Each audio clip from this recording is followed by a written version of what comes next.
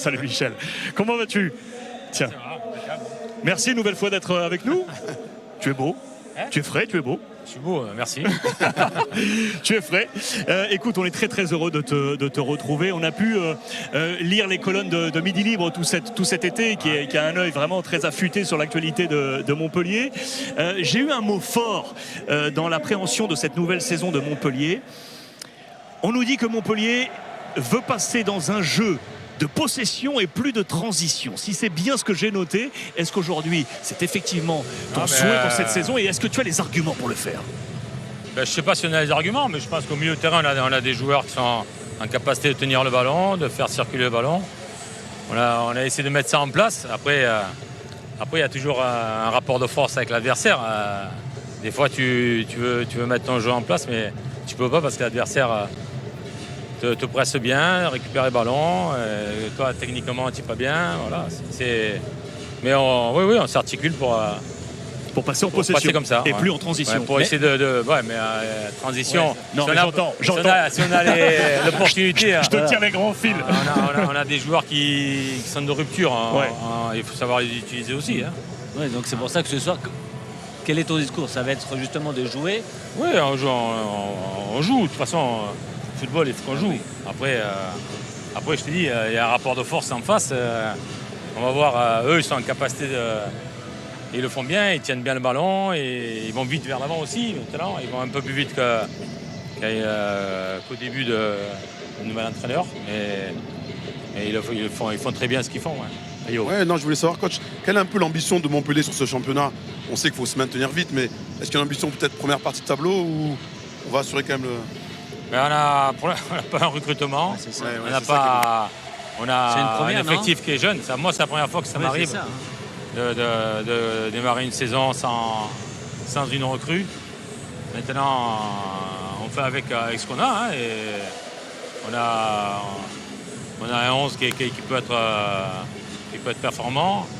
Voilà, on a quelques joueurs qui sont blessés qui vont revenir aussi. Voilà. Après, on peut faire une bonne saison comme on peut faire une excellente saison. Au football, tout est possible. Après, c'est un état d'esprit. Et puis... avoir un minimum de blessures parce qu'après on a beaucoup de gamins quoi. Michel, est-ce que je peux te montrer le 11 probable montpelliérain offert ce matin dans les colonnes de Midi Libre avec en vert la position du capitaine Savanier. Est-ce qu'on est là-dessus, sachant qu'il y a une grosse on est dépeuplé dans le secteur défensif, côté gauche t'es en mode urgence. Est-ce qu'on est là-dessus? Pas tout à fait. Il y a d'autres joueurs qui vont démarrer. On est entre nous là. Qu'est-ce qui change? Dis-moi ce qui change, Michel. On a notre ami Kouyaté qui va démarrer. Ok. Kiki Kouyaté qui va donc... On va jouer à 5 derrière. 5 derrière, ok, tu changes le schéma. 5-3-2 avec donc Kouyaté derrière. Devant, c'est Wabi Kazri qui joue. Wabi Kazri qui joue. C'est pas Adams, avec Nordeng. Ok, et donc et qui sort? Tamari qui sort? Qui sont derrière, plus Kouyaté, plus Kouyaté au milieu et les deux devant, c'est Nordeng et t'enlèves Altamari.